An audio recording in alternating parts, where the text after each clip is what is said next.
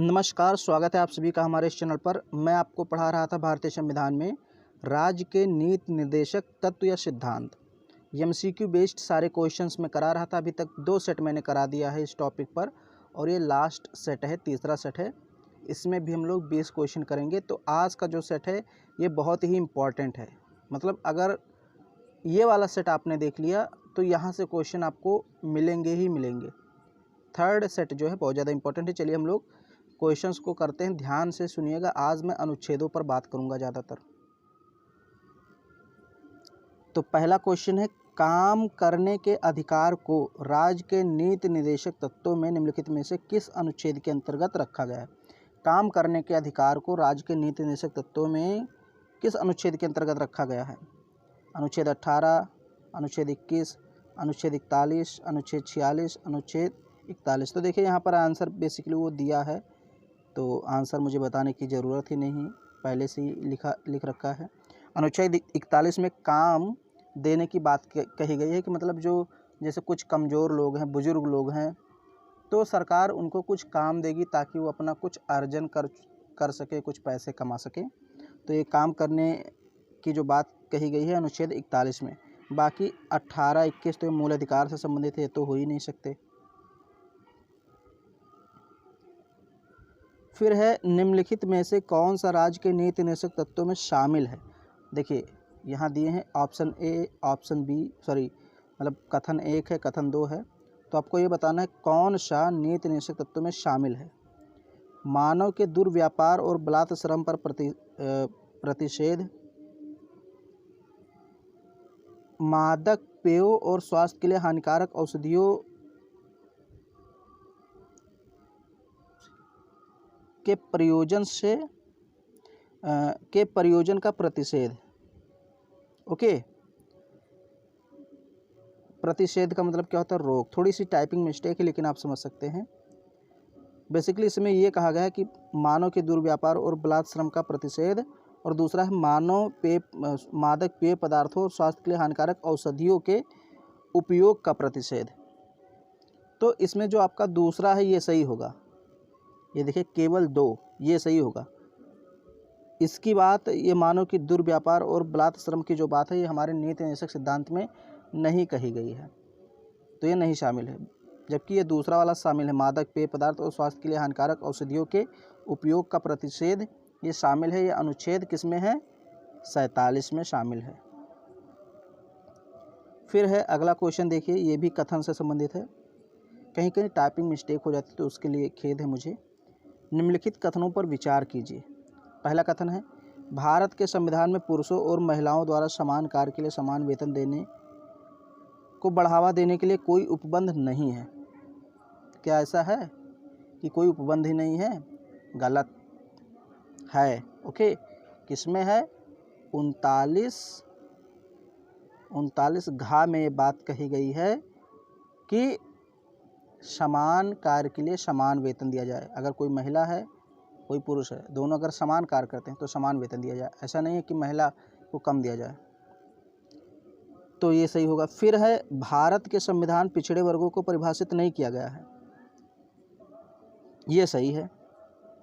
पिछड़े वर्ग जो हैं भैया, इनको परिभाषित नहीं किया गया कि आखिर भारत में पिछड़े लोग हैं कौन। जैसे पिछड़ा वर्ग होता है तो कौन पिछड़े हैं, इस बात को स्पष्ट रूप से लिखा नहीं गया है कि किस कैटेगरी के लोग पिछड़े हुए हैं, कौन सी जाति के लिए, ऐसा कुछ भी उल्लेख नहीं है। ओके, तो ये सही होगा क्योंकि वो पूछ रहा आपसे निम्न कथनों पर विचार कीजिए। फिर यहाँ कह रहा है उपरोक्त कथनों में से कौन सा सही है, तो दूसरा वाला सही है, ऑप्शन बी हो जाएगा, केवल दूसरा। भारत के संविधान में पिछड़े वर्गों को परिभाषित नहीं किया गया, ये बात सही है और वो आपसे सही पूछ रहा है, जबकि ये तो गलत है। कह रहा है कि भारतीय संविधान में पुरुष महिलाओं के लिए समान कार्य के लिए समान वेतन देने की कोई उपबंध व्यवस्था ही नहीं है, ये गलत है, उपबंध है। फिर चौथा क्वेश्चन है, इनमें से कौन सा राज्य के नीति निर्देशक सिद्धांतों में सम्मिलित नहीं है। तो मद निषेध ये तो शामिल है, मैंने आपको बताया किस अनुच्छेद में, अनुच्छेद 47 में मद निषेध, यानी कि जो धूम्रपान है, मादक पदार्थ है, नशीले पदार्थ है, उनका निषेध किया गया है। काम का अधिकार अनुच्छेद 41 है, ये भी शामिल है। समान कार्य के लिए समान वेतन, ये भी शामिल है, अनुच्छेद 39 घ, अभी मैंने आपको बताया। सूचना का अधिकार हमारे नीति निर्देशक सिद्धांतों में शामिल नहीं है। तो ऑप्शन डी आपका हो जाएगा, ये शामिल नहीं है। फिर यहाँ देखिए, निम्नलिखित में से कौन सा संविधान के 42वें संविधान संशोधन द्वारा नीति निदेशक सिद्धांतों में नहीं जोड़ा गया। ओके, 42वां संविधान संशोधन 1976 में हुआ, तो कौन सा इसमें कथन है जो उसमें नहीं जोड़ा गया था। देखिए ऑप्शन ए, देखिए शोषण से युवाओं तथा बच्चों की सुरक्षा, ये बात जोड़ी गई थी 42वें संविधान संशोधन द्वारा। पूछ क्या रहा है, कौन सा नहीं जोड़ा गया था, तो ये तो जोड़ी गई थी। दूसरा देखते हैं, समान न्याय तथा निःशुल्क कानूनी सहायता सलाह, ये भी जोड़ी गई थी 39 का, ये भी जोड़ा गया था। तीसरा है सभी नागरिकों के लिए समान आचार संहिता लागू करना, ये बात नहीं जोड़ी गई थी। ओके, ये पहले से ही थी, सभी नागरिकों के लिए समान आचार संहिता, ये अनुच्छेद 44 में है, तो ये बात पहले से ही थी, इसको जोड़ा नहीं गया था। तो वही पूछ रहा कौन सा नहीं जोड़ा गया था, तो ऑप्शन सी हो जाएगा। चौथा कह रहा उद्योगों के प्रबंधन में श्रमिकों की भागीदारी, ये तो जोड़ा ही गया था। तो ए बी डी जोड़ा गया था, सी नहीं जोड़ा गया था, ऑप्शन सी यहाँ पर होगा। अगला क्वेश्चन, भारत के कल्याणकारी राज्य होने का विचार पाया जाता है। तो मैंने बताया था दूसरे सेट में कि जब कल्याणकारी राज्य की बात करें तो सीधे सीधे आपको कहाँ चले जाना है, नीति निदेशक तत्व में। लेकिन यहाँ पर एक चीज़ और है, सॉरी मूलाधिकार नहीं, नीति निदेशक तत्व, यहाँ पर जो है देखिए संविधान में भी लोक कल्याणकारी राज्य की बात की गई है और नीति निदेशक सिद्धांतों में भी बात की गई है, तो ऑप्शन ए और सी दोनों हो जाएगा। ओके, ऑप्शन डी आपका सही होगा। ध्यान में रखना, जब आप भारत की प्रस्तावना पढ़ेंगे तो वहाँ पर लोक कल्याणकारी राज्य की बात आएगी, चाहे आप पढ़ के देख लीजिए। प्रस्तावना मैं आपको पढ़ाऊँगा तो वहाँ पर बताऊँगा लोक कल्याणकारी राज्य स्थापित करने के लिए ये संविधान में शब्द का उल्लेख किया गया है प्रस्तावना में। अब ये देखिए, ये थोड़ा सा ढंग से पढ़ना पड़ेगा। भारतीय संविधान में प्रतिष्ठापित राज्य के नीति निदेशक सिद्धांतों के अंतर्गत निम्न प्रावधानों पर विचार कीजिए। तो आपको क्या सोचकर विचार करना है, नीति निदेशक सिद्धांतों के संदर्भ में सोचकर विचार करना है। ध्यान से सुनिए, भारतीय नागरिकों के लिए समान नागरिक संहिता सुरक्षित करना, ये सही है। ग्राम पंचायतों को संगठित करना, ये भी सही है। ग्रामीण क्षेत्रों में कुटीर उद्योगों को प्रोत्साहित करना, ये भी सही है। सभी कर्मकारों के लिए यथोचित अवकाश एवं सांस्कृतिक अवसर सुरक्षित करना, ये भी सही है। देखिए चारों सही हैं, लेकिन आप क्वेश्चन पढ़िए, इनमें से कौन सा गांधीवादी सिद्धांत है जो राज्य के नीति निदेशक तत्व में शामिल है या प्रतिबिंबित होता है। तो सही तो है चारों, लेकिन वहाँ इसने कंडीशन लगा दिया कि गांधीवादी सिद्धांत आपको बताना है इसमें। तो इसमें जो गांधीवादी है, एक तो कुटीर उद्योग वाला हो जाएगा और एक ग्राम पंचायत वाला हो जाएगा। तो बहुत ही अच्छा प्रश्न है, बहुत ही गजब का प्रश्न है। ओके, ग्राम पंचायत ये हो जाएगा गांधी से संबंधित, और दूसरा हो जाएगा ग्रामीण क्षेत्रों में कुटीर उद्योगों को प्रोत्साहित करना, ये हो जाएगा। यानी कि ऑप्शन बी हो जाएगा, 2 और 3 सही है। अगर ये गांधीवादी ना दिया होता, सिर्फ इतना पूछता कौन सा राज्य नीति निदेशक सिद्धांतों में शामिल है, तो सभी सही होता, 1 2 3 4 सभी हो जाते, लेकिन वो सिर्फ पूछ रहा है गांधीवादी सिद्धांत, तो 2 और 3 है। फिर क्वेश्चन है, शराबबंदी संविधान की किस धारा में निर्देशित है? 47, 37, 50, 48। तो अभी मैंने आपको बताया था शराबबंदी या मादक पदार्थों, नशीले पदार्थों का जो प्रयोग है उस पर प्रतिषेध लगाया गया है अनुच्छेद 47 के अंतर्गत। मूलभूत संविधान में कौन से भाग में राज्य लोक कल्याण, देखिए लोक कल्याण की संकल्पना सम्मिलित की गई? तो जब लोक कल्याण की बात आएगी तो राज्य का नीति निदेशक तत्व आ जाएगा। अगर यहाँ देखिए मूलभूत संविधान के कौन से भाग में, तो राज्य के नीति निदेशक तत्व में। अब देखिए यहाँ पर थोड़ा सा समझिए, यहाँ पर प्रस्तावना भी है, तो आप कहेंगे सर प्रस्तावना भी होना चाहिए। देखिए प्रस्तावना यहाँ पर होना चाहिए, लेकिन ऑप्शन नहीं दिया है। या तो ऑप्शन दिया होता ए और सी, ए बी ऐसे दिया होता तब तो हम लगाते, लेकिन यहाँ पर नहीं दिया, तो इसलिए हम डी को मानेंगे। और वैसे भी मैंने आपको बताया कि इस पर विवाद है, प्रस्तावना को कई विद्वान मानते हैं कि ये संविधान का हिस्सा नहीं, मतलब ये एक भूमिका की बात है, ये संविधान का कोई चैप्टर नहीं है, ये संविधान से अलग है थोड़ा सा। ओके, तो इसलिए यहाँ पर नहीं होगा। अगर ए और बी, ए सी ऐसे करके दिया होता तो दोनों हो जाता, तो ऐसा नहीं दिया, इसलिए हम राज्य के नीति निषेध तत्वों को ही लेंगे। 10 नंबर प्रश्न है, राष्ट्रीय महत्व के स्मारकों, स्थानों, वस्तुओं का संरक्षण किस अनुच्छेद के अंतर्गत किया जाता है?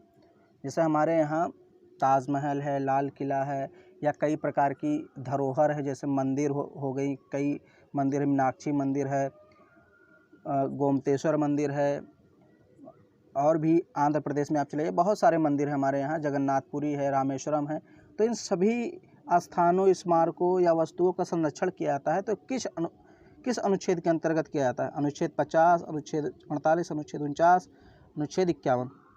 तो अनुच्छेद 49 में बात कही गई है कि राज्य इन सब की देखभाल करेगा। फिर देखिए क्वेश्चन नंबर 11 है, पर्यावरण का संरक्षण किस अनुच्छेद के अंतर्गत किया जाता है? अनुच्छेद 45, अनुच्छेद 51, अनुच्छेद 48 का अनुच्छेद 48। तो पर्यावरण का जो संरक्षण किया था 48 का के अंतर्गत किया जाता है, ऑप्शन सी सही होगा। ये सारे अनुच्छेद आपको याद रखने हैं। ग्राम पंचायतों का संगठन तथा उन्हें स्वायत्त शासन की इकाइयों के रूप में कार्य करने हेतु शक्ति व प्राधिकार देना किस अनुच्छेद के अंतर्गत आता है? तो मैंने आपको करा भी दिया है। ग्राम पंचायतों के संगठन की बात आए तो सीधे सीधे आप चले जाइए अनुच्छेद 40, और ये किससे संबंधित है? ये गांधीवादी विचारधारा है। 13 नंबर प्रश्न है, कृषि व पशुपालन का संगठन आधुनिक वैज्ञानिक ढंग से करना किस अनुच्छेद के अंतर्गत रखा गया है? और फिर यहाँ पर 14 नंबर प्रश्न है, मैं अभी आंसर आपको बता रहा हूँ। 14 नंबर प्रश्न है, सहकारी समितियों को कब रखा गया है, किस अनुच्छेद में? मैं सोच रहा था एक प्रश्न आपको घर के लिए दे दूं, लेकिन अभी नहीं दूंगा। चलिए, कृषि और पशुपालन के संगठन की बात करते हैं तो ये आ जाता है अनुच्छेद 48 में, ऑप्शन बी सही हो जाएगा। सहकारी समितियों की जब बात करते हैं तो ये 43 का में आ जाता है, ऑप्शन सी सही हो जाएगा। ओके, तो 13 का बी और 14 का सी। लास्ट 6 क्वेश्चन और बचे हैं, फिर आपका नीति निषेध तत्व चैप्टर कंप्लीट हो जाएगा। तो 15 नंबर प्रश्न है, राज्य सामाजिक, आर्थिक और राजनीतिक न्याय से परिपूर्ण व्यवस्था की स्थापना करेगा, आय, प्रतिष्ठा, सुविधाओं तथा अवसरों की असमानताओं को समाप्त करने का प्रयास करेगा। ये बात किस अनुच्छेद में कही गई है? मतलब आय, प्रतिष्ठा, सुविधा या अवसर की जो असमानताएं हैं उसको समान करेगा, कि सभी लोग लेवल पर आ जाएं, गरीबी अमीरी मिट जाए, सभी लोग बराबर हो जाएं, तो ऐसा प्रयास करेगा राज्य। ये किस अनुच्छेद में कहा गया है? अनुच्छेद 37, 39, 38, 39 का। तो यहाँ पर कहा गया है 38 में, अनुच्छेद 38 में कहा गया है। फिर 16 नंबर प्रश्न, समान अवसर के आधार पर न्याय देना व निःशुल्क कानूनी सहायता उपलब्ध कराना शामिल किया गया, तो ये अनुच्छेद 39 का में कहा गया। इस क्वेश्चन को मैंने एक बार करा भी दिया है। न्याय देना और निःशुल्क कानूनी सहायता उपलब्ध कराना, जो गरीब लोग हैं तो उनको निःशुल्क कानूनी सहायता उपलब्ध कराना, ये सरकार का काम है, अनुच्छेद 39 में कहा गया है। अगला क्वेश्चन है, अनुच्छेद 39 का को शामिल किया गया है तो कौन से संविधान संशोधन द्वारा? तो मैंने आपको बताया 42वें संविधान संशोधन 1976 द्वारा इसको शामिल किया गया है। ये भी क्वेश्चन रिपीट हुआ है। फिर है 42वें संविधान संशोधन द्वारा इनमें से किसको शामिल नहीं किया गया? तो ये तो पहला वाला जो है ये तो शामिल किया गया, अभी मैंने बताया, जस्ट ऊपर देख लीजिए, इसके जस्ट ऊपर देखिए, अनुच्छेद 39 का को शामिल किया गया है 42वें संविधान संशोधन द्वारा, तो ये तो हो जाएगा, ये तो शामिल किया गया है। पर्यावरण का संरक्षण 48 का अनुच्छेद ये भी शामिल किया गया है। उद्योगों के प्रबंध में मजदूरी की भागीदारी ये भी शामिल किया गया है। समान नागरिक संहिता नहीं शामिल किया गया है, ये क्वेश्चन मैंने रिपीट किया है, तो ये नहीं शामिल किया गया है। 19 नंबर प्रश्न, 42वें संविधान संशोधन 1976 में नीति निषेध तत्वों को मूल अधिकारों से किन किन अनुच्छेदों पर वरीयता दी गई? मैंने बताया था कि भाई 42वें संविधान संशोधन 1976 में माना गया है कि सिद्धांत जो है, नीति निषेध सिद्धांत हैं, ये मूल अधिकारों पर प्रभावी हैं, लेकिन सारे मूल अधिकारों पर प्रभावी नहीं हैं। कुछ ही मूल अधिकार ऐसे हैं जिन पर प्रभावी हैं। तो कौन कौन से मूल अधिकार ऐसे हैं? 15, 16, 18, 14, 19, 31, 13, 14, 21, 14, 17, 31। तो यहाँ पर ऑप्शन जो आपका बी है ये सही हो जाएगा। 14, 19 और 31 में जो भी मूल अधिकार शामिल हैं उन पर नीति निर्देशक सिद्धांतों को वरीयता दी गई है 42वें संविधान संशोधन 1976 द्वारा। तो याद रखना 14-19-31 इसको याद रखना। लास्ट क्वेश्चन है आपके इस चैप्टर का, निम्नलिखित में से किस अनुच्छेद में कौन सा अनुच्छेद गांधीवादी तत्व नहीं है। देखिए पूछ रहा है निम्नलिखित अनुच्छेदों में से कौन सा अनुच्छेद गांधीवादी तत्व नहीं है। तो देखिए अनुच्छेद 40 जो है इसमें कहा गया है, अनुच्छेद 40 में ग्राम पंचायतों के संगठन की बात हो तो गांधीवादी तत्व है। 43 की अगर बात करें तो 43 में कुटीर उद्योग की बात की गई है, ये भी गांधीवादी तत्व हैं।